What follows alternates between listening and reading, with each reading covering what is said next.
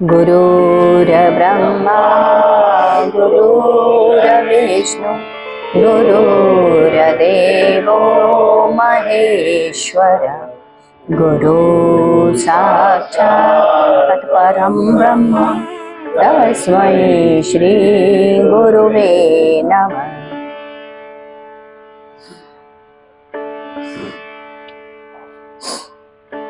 दिनांक 23 मार्च 1994। आज सायंकाल गुरुदेव कहने लगे, जिंदगानी बहुत थोड़े दिनों की ही है।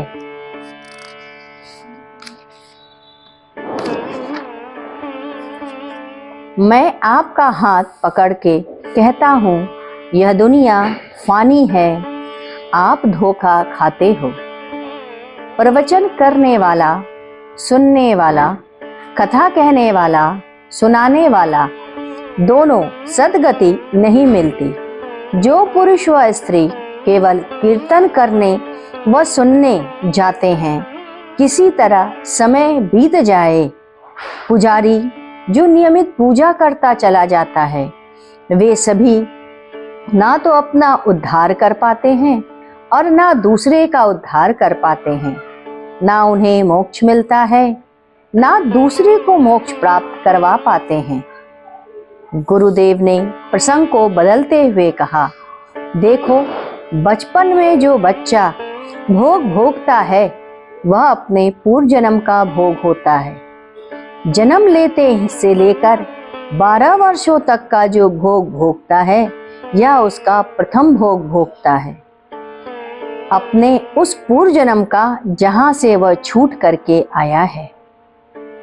पुनः 12 वर्ष से 35 वर्षों तक जो भोग भोगता है, उसके पूर्व जन्म का दुर्भाग्य होता है। जैसे मकान नहीं मिलता, नौकरी नहीं मिलती, विद्वान नहीं हो पाता, पारिवारिक सुख नहीं मिल पाता इत्यादि। 35 वर्ष से 50 वर्ष के बीच में जो भोग होता है, वह उसके इसी जन्म का ही होता है। जैसे शरीर का दुख होना, परिवार से दुख होना, बच्चों से क्लेश होना, मकान का गिर जाना या मकान से कष्ट मिलना, अच्छे परिवार का ना मिलना, यह सब इसी जन्म में छिपकर किए गए पापों का भोग मिलता है। 50 वर्ष के बाद जो कर्म का भोग होता है, उसे भोग नहीं मानते। तरकस से निकला हुआ तीर, बीता हुआ वक्त, जवान से निकली वाणी वापस नहीं होती। जो समय गुजर गया वापस नहीं होगा। पूजा, भजन, तीर्थ, व्रत शुरू से ही करना चाहिए, ताकि आपकी नींव मजबूत और विशाल हो। जो लोग यह सोचते हैं वृद्धावस्था में करेंगे, उन्हें वक्त ही नहीं मिलता। उस अवस्था में आते आते वह कभी गठिया का रोग, तो कभी ब्लड प्रेशर का रोग या कोई अन्य ऐसे रोग से ग्रसित हो जाते हैं। वह शरीर कभी स्वर्गगामी नहीं हो पाता।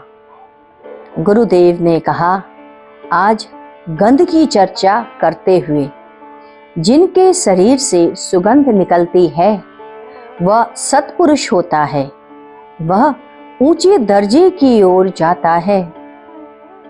भगवान बुद्धदेव, भगवान कृष्ण के शरीर से सुगंध फैलती रहती थी।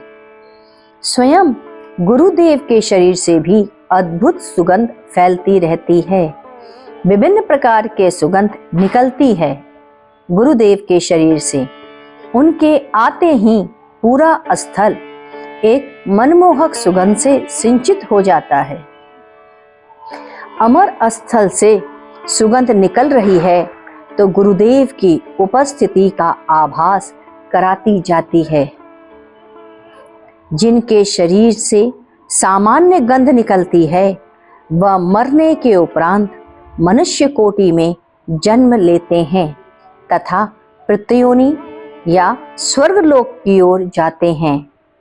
जिनके शरीर से दुर्गंध निकलती है, मरने के पश्चात वे पिशाच निशाचर योनि में जन्म लेते हैं तथा इसी जन्म में ही उनके मन में पाप भावना भर जाती है। उनके नेत्र गंदे होने लगते हैं।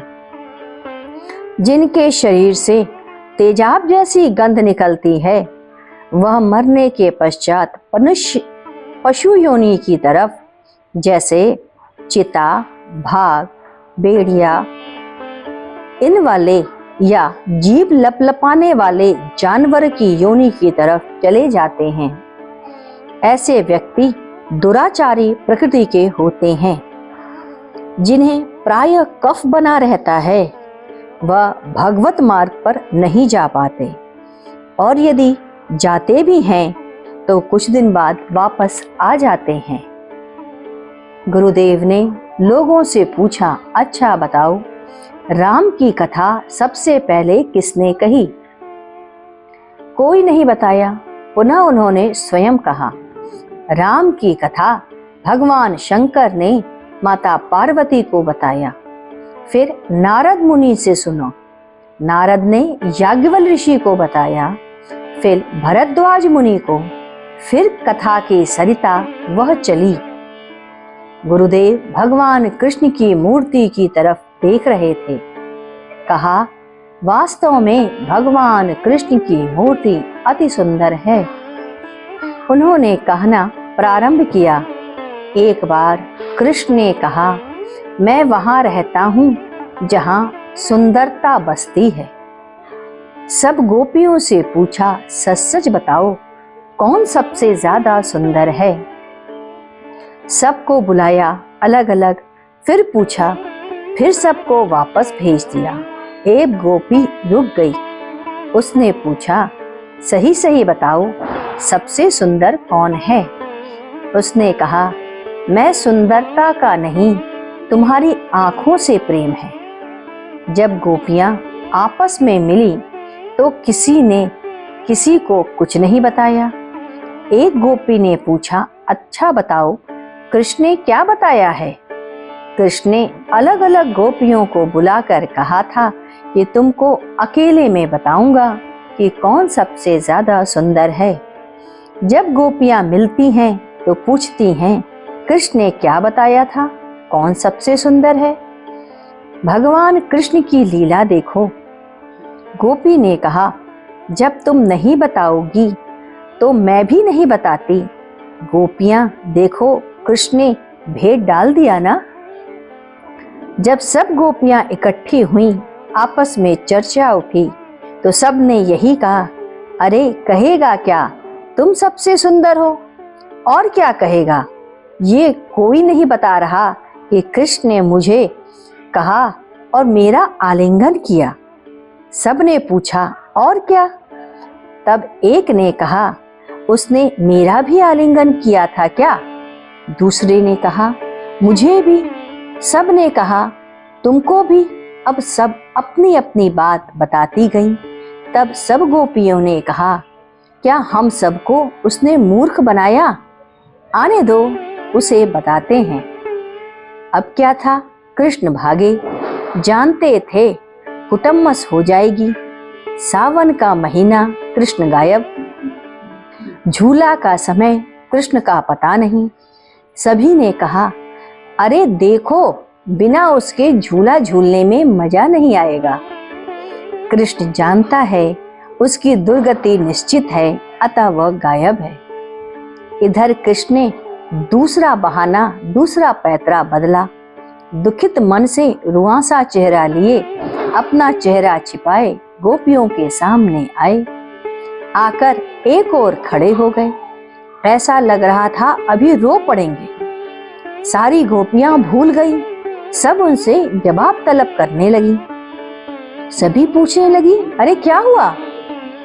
कृष्ण ने अपना चेहरा और छिपा लिया। गोपियों ने पूछा, चेहरा क्यों छिपा लिया है? कृष्ण ने कहा, सबको अलग अलग बताऊंगा। गोपियों ने कहा, एक बार सबको अलग अलग बताऊंगा बोलकर बेवकूफ बनाया है, फिर अलग अलग बुला रहे हो। हम लोग सब एक हैं, इसी जगह सबके सामने कहो। कृष्ण ने कहा, देखो, गोपियों ने इतनी जोर जोर से हमें चूमा है कि मेरे होंठ सूज गए हैं।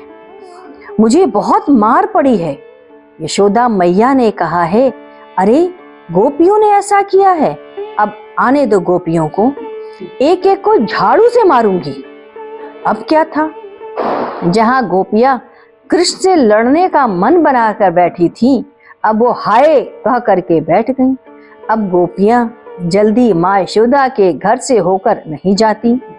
जब बहुत दिन बीत गए, एक दो गोपी उधर गई तो माँ यशोदा ने प्रेम से माखन खिलाया। जो जाने लगी सभी को खिलाने लगी। सब सोचने लगी, पता नहीं कृष्ण कहाँ भी है या नहीं, या यशोदा माँ उसकी बात को भूल गई। ऐसे थे कृष्ण।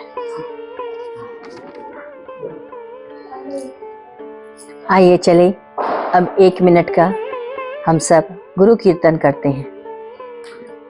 ओम गुरु ओम गुरु ओम गुरुदेव, जय गुरु जय गुरु जय गुरुदेव।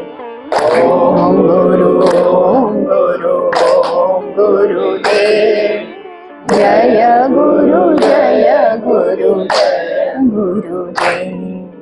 ओम गुरु ओम गुरु ओम गुरुदेव, जय गुरु जय गुरु जय गुरुदेव। ओम गुरु ओम गुरु ओम गुरुदेव, जय गुरु जय गुरु जय गुरुदेव। ओम गुरु ओम गुरु ओम गुरुदेव, जय गुरु जय गुरु जय गुरुदेव।